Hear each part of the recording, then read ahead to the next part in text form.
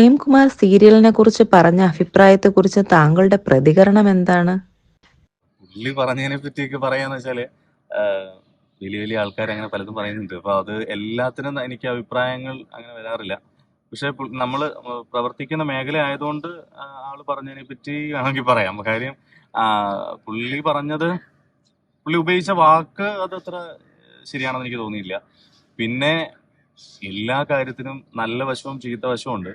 അപ്പോ എല്ലാവരും എന്തുകൊണ്ടാണ് എല്ലാവരും സീരിയലിന്റെ നെഗറ്റീവ്സ് മാത്രം പറയുന്നത് അങ്ങനെ ഒരു ഇത് എനിക്ക് തോന്നിയിട്ടുണ്ട്. പുള്ളി ശരിക്കും പറയുകയാണെന്നുണ്ടെങ്കിൽ ഇവിടെ TC-യിൽ നടന്ന സമയത്ത്, ടെലിവിഷൻ ക്രിക്കറ്റ് ലീഗ് നടന്ന സമയത്ത് പുള്ളിയായിരുന്നു വന്നിരുന്നത് സമ്മാനദാനത്തിന്.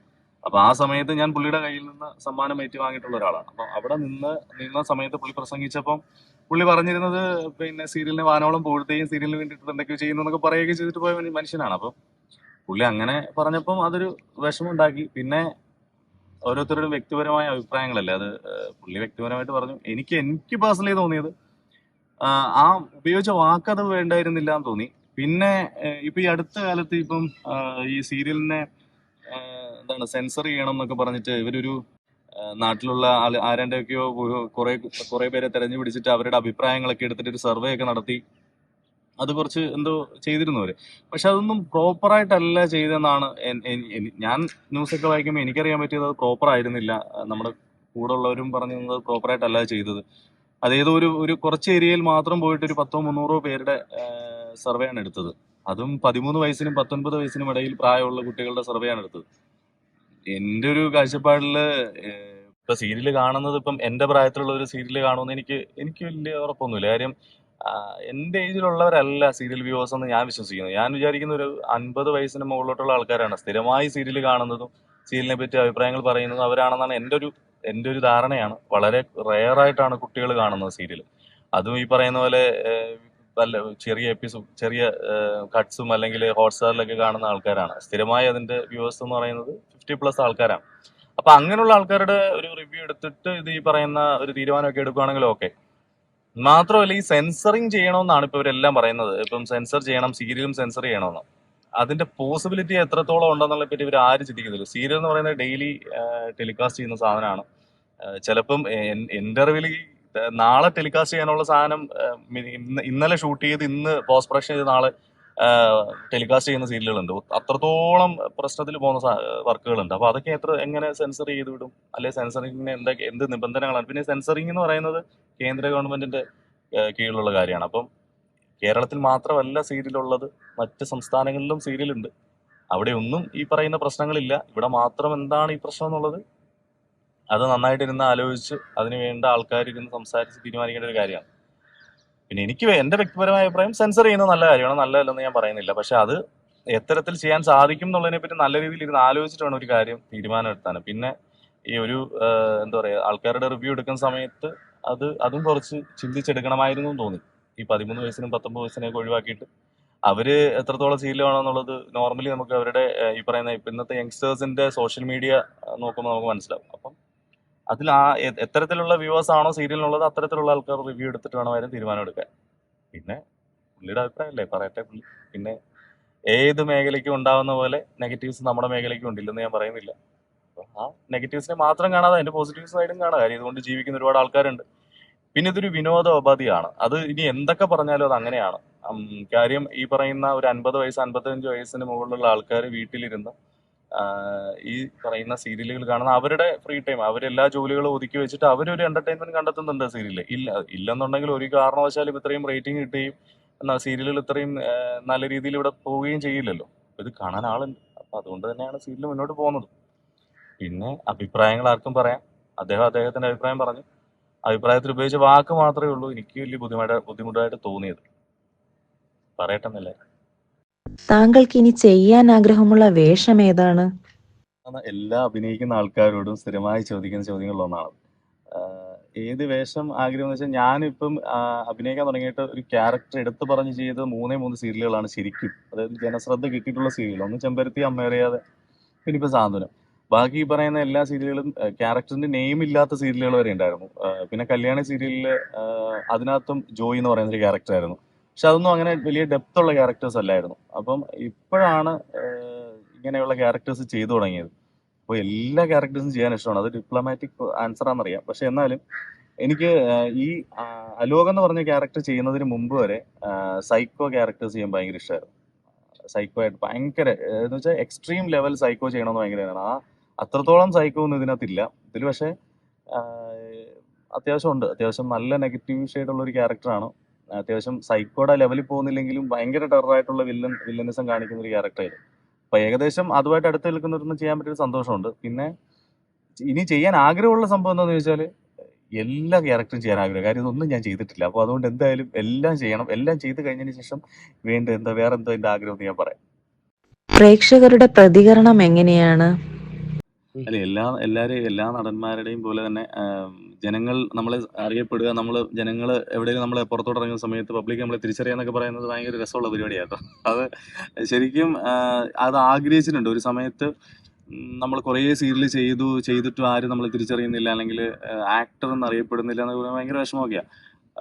അമ്മയറിയാതെ ചെയ്ത സമയത്താണ് ശരിക്കും ആൾക്കാരൊക്കെ വന്നിട്ട്, അല്ലെങ്കിൽ ആൻറ്റിമാർ ചേച്ചിമാരൊക്കെ വന്നിട്ട് മോനെ അടിപൊളിയായിട്ടുണ്ട്, നല്ല ഫ്രണ്ടാണ്, കിടിലൻ ഫ്രണ്ടാണ് എന്നൊക്കെ പറഞ്ഞിട്ട് അത് ഭയങ്കര രസമുള്ള പരിപാടിയാണ്. അത് കഴിഞ്ഞിട്ട് ഇപ്പം സാന്ത്വനം ചെയ്യുന്ന സമയത്ത് ശരിക്കും ഒരു പബ്ലിക്കിന്റെ റെസ്പോൺസ് എന്താണെന്നുള്ളത് ഞാൻ ശരിക്കും അറിഞ്ഞത് ഇപ്പോഴാണ്. ഇപ്പം നമ്മൾ ഈ സംസാരിച്ചുകൊണ്ടിരിക്കുന്നതിന്റെ കുറച്ച് ദിവസം മുമ്പ് വൈഫിന്റെ ഒരു കസിന്റെ കല്യാണം ഉണ്ടായിരുന്നു. അപ്പൊ അവിടെ പോയി.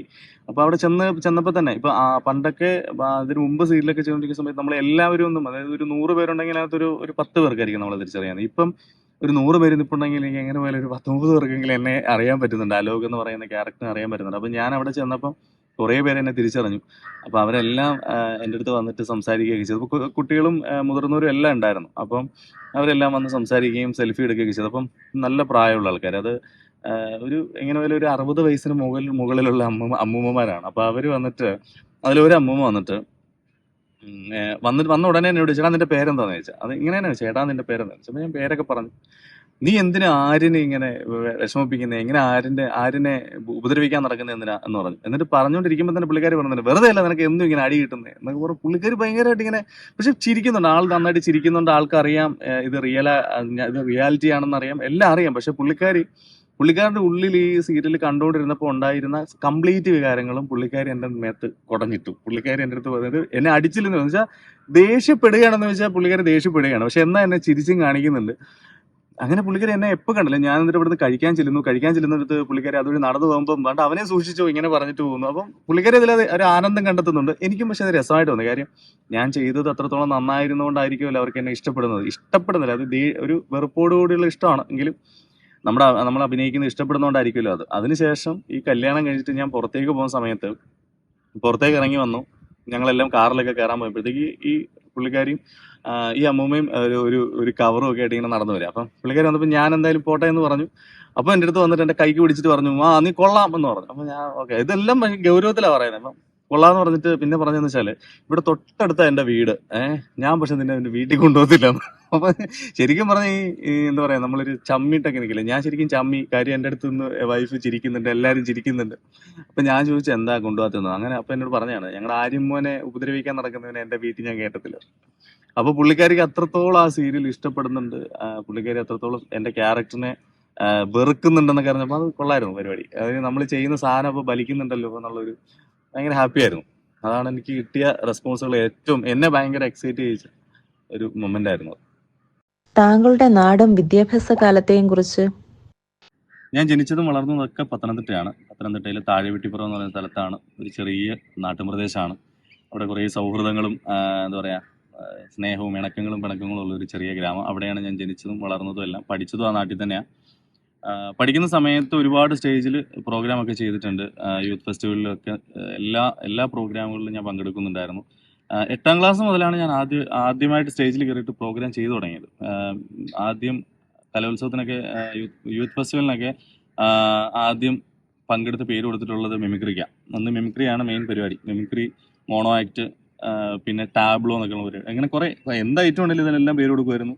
കുറേ ഐറ്റത്തിന് അതായത് മിമിക്രി മത്സരങ്ങളിലെല്ലാം ഞാൻ മത്സരിച്ചിട്ടുള്ള എല്ലാ മത്സരങ്ങളിലും എനിക്ക് ഫസ്റ്റ് പ്രൈസ് ആയിരുന്നു. ഞാൻ ITI പഠിക്കുന്ന സമയത്ത്, ITI പത്തനംതിട്ട ഇളകുള്ളൂർ എന്ന് പറഞ്ഞ സ്ഥലത്താണ് ITI ആയിരുന്നു. അവിടെയാണ് പഠിച്ചത്. അവിടെ പഠിക്കുന്ന സമയത്ത് എനിക്ക് 2007-2008 ആ സമയത്താണ് പത്തനംതിട്ട ജില്ലാ കലാപ്രതിഭയായിരുന്നു. ITI കലാപ്രതിഭയായിരുന്നു. അത് നോട്ട് ചെയ്യണം കേട്ടോ. ITI ജില്ലാ കലോത്സവമാണ്, അല്ലാതെ കലോത്സവമല്ല. പിന്നെ അവസാനം ഇപ്പം ഞാൻ തള്ളി മറിച്ചിട്ട് പോയെന്ന് പറയരുത്. 2007, 2008 ആ സമയത്താണ് പത്തനംതിട്ട ജില്ലാ കലോത്സവത്തിൽ, ITI കലോത്സവത്തിൽ കലാപ്രതിഭയായിരുന്നു. അന്ന് പത്രത്തിലൊക്കെ പേര് വന്നപ്പോൾ അത് ഭയങ്കര രസമായിരുന്നു കേട്ടോ. പത്രത്തിൽ പേരൊക്കെ, അത് ഞാൻ എൻ്റെ പത്ര കട്ടിങ്ങൊക്കെ ഉണ്ടായിരുന്നു, അത് എവിടെയാണെന്നൊന്നും അറിയില്ല. അത് ശരിക്കും അത് ഭയങ്കര രസമായിരുന്നു. അപ്പം ഞാൻ അന്നൊക്കെ വിചാരിക്കുന്നത് നമ്മൾ ഈ മിമിക്രിയിൽ ഇങ്ങനെ പ്രൈസൊക്കെ മേടിച്ചിട്ട് നമ്മൾ അങ്ങ് ഉടനെ അങ്ങ് നമ്മൾ സിനിമയിലെത്തും അല്ലെങ്കിൽ സീരിയലിലെത്തും, അഭിനയിച്ച് നമ്മളെ വലിയ സംഭവം എന്നൊക്കെയായിരുന്നു. പക്ഷെ പിന്നീട് അത് മനസ്സിലായി, ഈ പരിപാടിയും കൊണ്ട് മാത്രം നിന്നിട്ടൊന്നും ഒരിക്കലും നമ്മൾ അവിടേക്ക് എത്തില്ല. നമ്മൾ ഒരുപാട് ശ്രമിക്കണം അവിടെ എത്താൻ എന്നുള്ളൊരു സംഭവം പിന്നീട് മനസ്സിലായി. അങ്ങനെ ശരിക്കും കലോത്സവം, അതായത് സ്കൂളിൽ പഠിക്കുന്ന സമയത്തുള്ള യൂത്ത് ഫെസ്റ്റിവലുകളാണ് നമ്മൾ കലാകാരനാവണം അല്ലെങ്കിൽ കലാകാരനാവും എന്നൊക്കെ എനിക്ക് സ്വയം തോന്നിയത് അപ്പോഴാണ്. അതിനു മുമ്പൊക്കെ 8ാം ക്ലാസ്സിന് മുമ്പൊക്കെ സ്റ്റേജൊക്കെ കാണുമ്പോൾ സ്റ്റേജിൽ കയറി നിന്നിട്ട് ഓഡിയൻസിനെ നോക്കി മറ്റേ വിറയലൊക്കെ വരുന്ന ആളായിരുന്നു. പക്ഷെ ആദ്യമായിട്ട് സ്റ്റേജിൽ കയറി പയ്യെ പിന്നെ ഓക്കെ ആയി. പിന്നെ ഇപ്പൊ പക്ഷേ സ്റ്റേജ് എനിക്ക് പ്രശ്നമില്ല. എനിക്ക് സ്റ്റേജും സ്റ്റേജിലെ മൈക്കും ഇതൊക്കെ നമ്മുടെ ഒരു വികാരമാണ്. ഇപ്പൊ ഈ അടുത്തായാലും നമ്മുടെ നാട്ടിലെ ഓണാഘോഷ പരിപാടിക്കൊക്കെ അവിടുത്തെ കംപ്ലീറ്റ് അനൗൺസ്മെന്റും പരിപാടിയും കംപ്ലീറ്റ് ഞാനാണ്. ഇപ്രാവശ്യം ഓണപരിപാടിക്ക് ഞാൻ തന്നെയായിരുന്നു. നമ്മുടെ ബിബിയും ഗിരീഷും ഒക്കെ വന്നിട്ടുണ്ടായിരുന്നു ഓണപരിപാടിക്ക്. അപ്പം ഐശ്വര്യമൊക്കെ ഉണ്ടായിരുന്നു. അപ്പോൾ എല്ലാവരും വന്നപ്പോഴും അവിടെ ഫുൾ അനൗൺസ്മെന്റും പരിപാടിയൊക്കെ ഞാൻ തന്നെയായിരുന്നു. അതൊക്കെ ഈ സ്കൂളിൽ നിന്ന്, കലോത്സവ വേദിയിൽ നിന്ന് കിട്ടിയതാണ്. ഈ മൈക്കും ഈ സ്റ്റേജിലെ പേടിയില്ലായ്മ എല്ലാം കിട്ടിയത് അങ്ങനെയാണ്. സ്കൂൾ തലം ശരിക്കും കലോത്സവ വേദികളൊക്കെയാണ് ഇപ്പം എന്തെങ്കിലുമൊക്കെ ചെയ്യാൻ പറ്റുന്നുണ്ടെന്നുണ്ടെങ്കിൽ അതിന് പ്രചോദനമായിട്ടുള്ളത്. പ്രണയം, വിവാഹം, കുടുംബത്തെയും കുറിച്ചൊന്ന് പറയാവോ? പത്തനംതിട്ടയിൽ ഒരു ചെറിയ കുടുംബമാണ് ഞങ്ങളുടെ. എൻ്റെ അച്ഛൻ്റെ പേര് മോഹനൻ എന്നാണ്. അമ്മ പ്രസന്ന. അച്ഛന് KSRTC ഡ്രൈവറായിരുന്നു. ഇപ്പോൾ പെൻഷനായിട്ട് 2017 പെൻഷനായി. പിന്നെ എനിക്കൊരു അനിയൻ ഉണ്ടായിരുന്നു, അയാളിപ്പോൾ ജീവിച്ചിരിപ്പില്ല. ഇപ്പം ഞാൻ കല്യാണം കഴിഞ്ഞു. എൻ്റെ വൈഫിൻ്റെ പേര് ആതിര എന്നാണ്. അപ്പോൾ അച്ഛൻ, അമ്മ, ഞാൻ, വൈഫ്, ഞങ്ങൾ 4 പേര് മാത്രമേ ഉള്ളൂ വീട്ടിൽ. താഴെ വെട്ടിപ്പുറത്താണ് വീട്. ഇതാണ് എൻ്റെ കുടുംബം. പിന്നെ വിവാഹം പ്രണയവിവാഹമായിരുന്നു. ആള് ഇപ്പോൾ വീട്ടിലുണ്ട്. ആളുടെ പേര് ആതിര എന്നാണ്. എന്നെ ഇൻസ്റ്റയിലൊക്കെ ഫോളോ ചെയ്യുന്ന ആൾക്കാർക്ക് അത്യാവശ്യം പുണ്യനെ നന്നായിട്ട് അറിയാം. കാര്യം എൻ്റെ വീഡിയോസിലും ഫോട്ടോസിലൊക്കെ പുണ്യ എപ്പോഴും കൂടെ ഉണ്ടാവാറുണ്ട്. പ്രണയവിവാഹമാണ്. ആ പ്രണയത്തിൽ എന്താ പറയുക, ഒരുപാട് ഹെൽപ്പ് ചെയ്ത ഒരാൾ തന്നെ ഇവിടെ തന്നെ ഇരിപ്പുണ്ട്. സജു എന്ന് പറയുന്നത് തൊട്ട് ബാക്കിൽ ഇരിപ്പുണ്ട്. അപ്പോൾ എൻ്റെ സുഹൃത്തുക്കളാണ് എല്ലാത്തിനും കൂടെ ഉണ്ടായിരുന്നത്. ഇപ്പോഴും അന്നും ഇന്നും എന്നും പണ്ട് മുതലുള്ള സൗഹൃദങ്ങൾ തന്നെയാണ്. അപ്പോൾ പ്രണയം കുറെ കാലം, എന്താ പറയുക, കുറേ വർഷം അങ്ങ് നീണ്ട നാള് 10-20 കൊല്ലം പ്രേമിച്ചു അങ്ങനെയൊന്നുമില്ല. പ്രണയിച്ചു, പ്രണയം വീട്ടിൽ പറയുന്നു. അതിനു മുമ്പ് സൗഹൃദമായിരുന്നു. പ്രണയം എന്ന് പറയാൻ അല്ല, ഭയങ്കര സൗഹൃദമായിരുന്നു. സൗഹൃദത്തിൽ നിന്ന് അത് പ്രണയത്തിലേക്ക് മാറി, അത് വീട്ടിൽ പറയുകയും പിന്നീട് വിവാഹത്തിലേക്ക് എത്തിയതാക്കും. പറഞ്ഞാൽ എല്ലാ പ്രണയത്തിനും ഉണ്ടാകുന്ന കുറച്ച് നീരസങ്ങളും പ്രശ്നങ്ങളും നമ്മുടെ പ്രണയത്തിനും ഉണ്ടായിരുന്നു. അതൊക്കെ മാറി ലാസ്റ്റ് ഞങ്ങൾ കല്യാണം കഴിഞ്ഞു. ഇതപ്പോൾ ഞങ്ങൾ ഹാപ്പി ആയിട്ട് ഇവിടെ തിരുവനന്തപുരത്ത് ഈ മനോഹരമായ സ്ഥലത്ത് താമസിക്കുന്നു. ഇടയ്ക്കിടയ്ക്ക് നാട്ടിൽ പോവും. ഇടയ്ക്ക് നാട്ടിൽ നിന്ന് എല്ലാവരും ഇങ്ങോട്ട് വരും. പക്ഷേ കൊള്ളാം, നല്ല അതാണ് എൻ്റെ വീട്. അവിടെയാണ് ഞാൻ താമസിക്കുന്നത്. ഞാൻ അധികം വീഡിയോസിലൊന്നും ഈ വീട് അങ്ങനെ കാണിച്ചിട്ടില്ല. ഇപ്പം ലാസ്റ്റ് ഇട്ടൊരു വീഡിയോ മാത്രമാണ്, എൻ്റെ ചാനലിൽ വന്നൊരു വീഡിയോ മാത്രമാണ് ഞാൻ ഈ വീട് കാണിച്ചിട്ടുള്ളൂ. ഇപ്പം ഇവിടെയാണ് ഞാൻ താമസിക്കുന്നത്. കഴിഞ്ഞ് 3 കൊല്ലമായിട്ട് ഇവിടെ താമസിക്കുന്നത്. തിരുവനന്തപുരത്ത് വന്നിട്ട് ഇപ്പോൾ ഒരു 10 കൊല്ലം അടുപ്പിച്ചാവുന്നു, 10 വർഷമാവുന്നു. അപ്പോൾ ഇതാണ് പ്രണയവും എൻ്റെ ഇപ്പോഴത്തെ ജീവിതവും. ഹലോ, എർത്ത് വൈസൈസ് മീഡിയയുടെ എല്ലാ അണിയറ പ്രവർത്തകർക്കും എൻ്റെ ആശംസകൾ നേരുന്നു. നിങ്ങൾ വ്യൂവേഴ്സിനും എൻ്റെ ആശംസകൾ. എന്തായാലും സബ്സ്ക്രൈബ് ചെയ്യാത്ത ആൾക്കാർ ഉറപ്പായിട്ടും മറക്കാതെ സബ്സ്ക്രൈബ് ചെയ്യുക. ഞങ്ങൾ വ്യൂവേഴ്സിന് വേണ്ടിയിട്ട് കിടിലൻ വീഡിയോസ് അവർ ബാക്കിൽ ഇങ്ങനെ വെച്ചിട്ടുണ്ട്. ഇനി പിന്നാലെ വരുന്നുണ്ട്. അപ്പോൾ എല്ലാവർക്കും നല്ല വീഡിയോസുകൾ കാണാം. അപ്പോൾ മറക്കാതെ സബ്സ്ക്രൈബ് ചെയ്യുക. ബൈ.